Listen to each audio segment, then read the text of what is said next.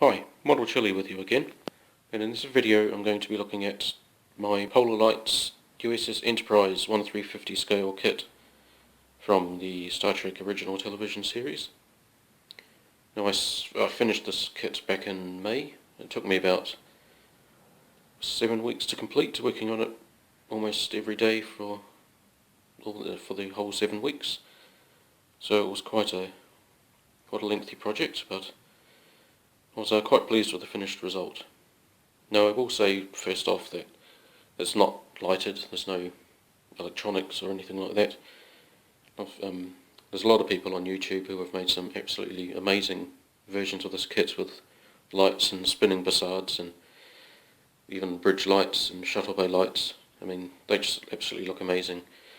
I actually did consider it buying the pre-packaged lighting kit from Polar Lights, but due to budgetary reasons and the fact that I absolutely know nothing about electronics, which made doing the electronics from scratch was going to make the project even more complex than it already was, so I decided to just build it straight up out of the box, just as a kind of a static studio model. So there it is. So let's start with the upper saucer here. So I've incorporated a little bit of weathering based on the old studio models. Well, the main, I think it was a 3-foot studio model. It had quite a prominent ring of rust around the outer saucer. Now there is some question as to whether it was originally intended to be like that or if it was just a product of storage and mistreatment, but I wanted to give it a bit of character, not just the plain old light grey. So you can see I've got the rustering there. And I did a bit of, I think it was just a copper colour mixed with a bit of rust. I just sort of lightly applied that with an airbrush, and then a bit thicker on the front. And then light grey sort of space dust streaks across the saucer there. It was fairly light, I didn't want to go too heavily into it.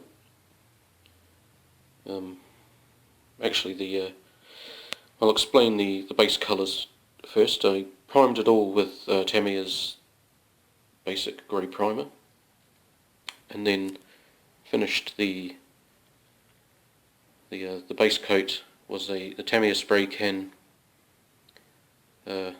British grey. Actually, I'll just go and look up which one it was. Right, I was almost there. The exact colour is TS81 Royal Light Grey. Now the reason I went for a spray can is I just really wanted a nice, even, consistent coat over the whole model, especially the saucer. Such a huge area. I actually find it quite challenging to get such an even coat using an airbrush, especially with the version I've got. And I'm able to achieve that with spray cans, so I went for that option. Now, due to doing several coats and making a few botch ups here and there, I went through about 10 to 12 cans of spray, so it ended up being quite expensive undertaking, but no regrets. I was really pleased with the result. I got a really nice finish, sort of even thickness and even colour tones, so yeah, I think it was worth it in the end. And yeah, the colour I thought was a pretty close match. I mean, it's not exact to what the kit instructions ask you to do, but I mean, it looks okay to me, and I guess that's all that matters really. So yeah, and I also used Tamiya's clear coats for the gloss coat before putting the decals down. And I think I went through about 3 or 4 cans of that. And then a local brand of clear flat coat that I just found in a sort of an artist shop. That gave it a sort of a matte, sort of satin finish over the decals. I did test it before I used it, so I made sure it wouldn't react with the decals. So yeah, I was really pleased with the final finish. So let's zoom into the bridge here. So we've got full detail, we've got a little torch here. So you can see in there we've got Kirk and Chekhov and Sulu. Now these were made using Fujimi's 1350 Imperial Japanese Navy figures, which I just cut up and painted in custom colours. And we've got McCoy lurking about in the corner there. And behind Kirk we've got Scotty at his engineering station. And Spock just to the right of Kirk. In the back there, stretch around. There he is. So yeah, so that was quite a challenge painting all that, especially with by hand. There's a lot of fine detail in there.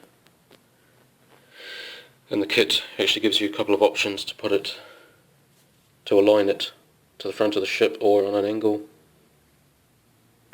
as you see there. Now the reason it's on an angle like that is back when Franz Joseph did his blueprints in the 70s, he decided to align the bridge interior, which has got the turbo lift doors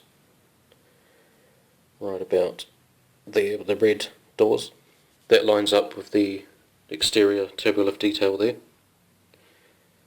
Now I think when they originally designed the Enterprise they intended to have the bridge facing forward, but due to production changes they moved the turbo lift to Kirk's left, so the end result is the bridge had to be sort of realigned so the interior matched the exterior detail. I mean who knows what the real ship is supposed to look like, but that's what it looks like in the old Franz Joseph blueprint, so that's what I decided to do. And so it was really nice that Polar Lights gave us the option to have different alignments. I thought it was quite a nice touch.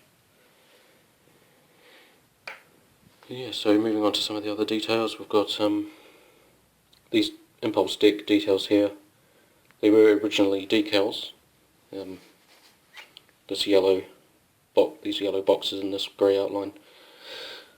But I thought I might try and paint them instead, just to give it a bit more authentic look. So I think they came out alright. And then we've got the impulse deck there, just black, as in the original series. It's always just black. And moving on to the saucer rim. So here there was a really nasty seam line along the edge of this rim. I'll put up a photo of a before and after shot. What I did was glued the two halves together, and then using a combination of putty and superglue. Since superglue doesn't shrink, I built it up layer by layer all around the rim of the saucer, and then once the superglue was rock hard, I sanded it all back to achieve that smooth finish. And that took a lot of elbow grease, because one of the advantages of using superglue for filler is that it doesn't shrink and it's really hard. But the disadvantage of that is it takes a hell of a lot of effort to sand back, so that took quite about 2 or 3 nights to finish that saucer ridge. And unfortunately in the process of doing that it also removed all of these grid lines here. So basically I just painted those to achieve that, so it's all smooth, and just had to repaint the lights, the windows, sorry. Whereas elsewhere on the ship I've just left them with the clear plastic that came with the kit, or the frosted plastic, sorry. And so underside, under saucer details. We've got a tiny little phaser cannon at the bottom of the sensor dome there. It's a random little detail. And some of the decals there.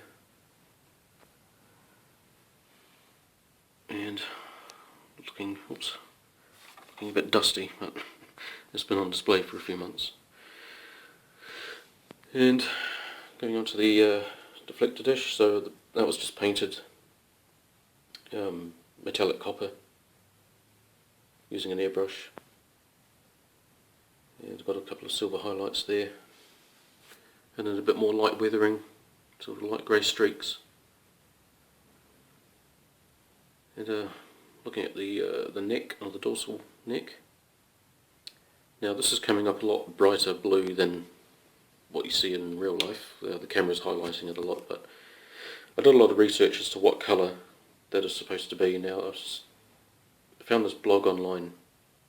This guy has done a lot of research into the original colours of the studio models, and he reckons that the original model from the Cage, so the pilot's version of the Enterprise, this whole neck area was this sort of blue-grey colour, and then in the second pilot, William Shatner's version, they repainted the back section and left the front section as the original colour.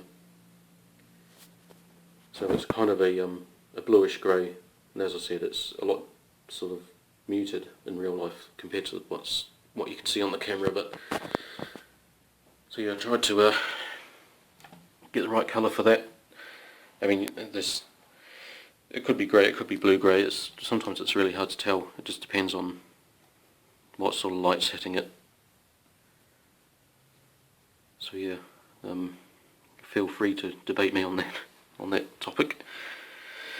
And moving across, we got a bit more weathering on the pylons here.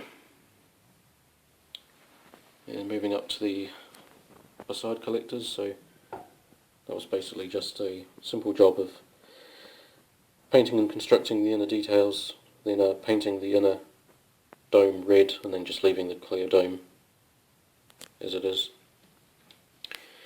And of these little latch point, these little connecting points here, there's 3 surrounding it. Some people paint these, but looking at photos of the studio model, it's really hard to tell if you just really can't see that these have been painted. So I just left them as they are. I may go back and paint them at a later date if I find any more compelling evidence that they need to be painted. Yeah, moving on to the back of the secondary hull. It's got more engine detail.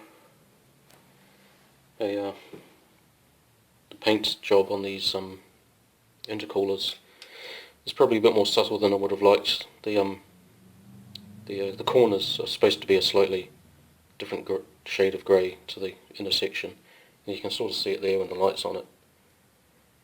But when the light's not shining directly on it, it just kind of disappears. So maybe could have used a bit more of a darker shade there. And we've got full shuttle bay interior. So hopefully I can get my little torch in there.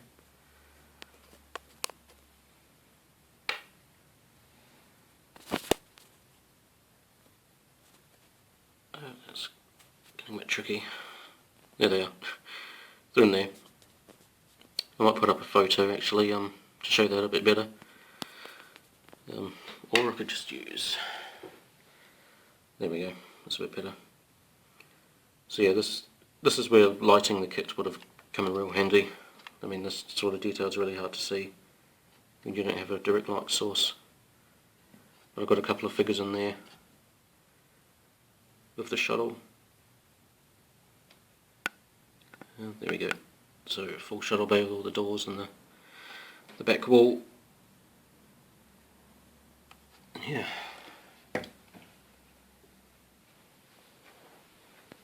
Yes, and final detail underneath, just a few decals there, just bright shapes and colours. Now there is one more detail I thought I should mention. The decal for the registry number was just one huge decal, so I decided to minimise sort of silvering and getting it into all the grid lines. I just cut out each character right to the edges, and then manually laid it out, which was another challenge in itself to get the right spacing. But thankfully there's quite quite a lot of grid lines, so you can sort of match photos and blueprints of the ship and sort of get all the characters in the right spot. So I think it came out all right in the end. And the name was just one big decal, which I just left as is. And I was really pleased to how sort of flat and blended the decals came out after a few coats of Microsol, and then a couple of gloss coats over the top before I put the flat coat down. Just sort of really blended the decals in, and they just kind of disappear into the paint. So I was really pleased with that. And yeah, so apart from not having any lights, spinning engines, I was really pleased with the final outcome. And yeah, I'm really tempted to get another kit and do the cage pilot version with the bigger deflector dish and the solid facade caps.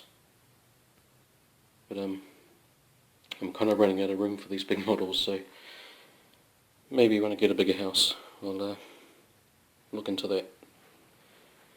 But in the meantime, this is one of the centerpieces of my model collection, so it makes a really nice display. So if you're even thinking about getting this kit, then I highly recommend it. It goes together really well. There's a lot of detail you can do, and yeah, you have a lot of fun with it, like I did. So yeah, so I hope you enjoyed having a look at that. Yeah, so if you'd like to see more of these videos, don't forget to subscribe, and feel free to leave me any feedback on the kit, or ask me any questions on what products I used and the paints. I'll be happy to answer. So yeah, thanks again, and I'll catch you next time.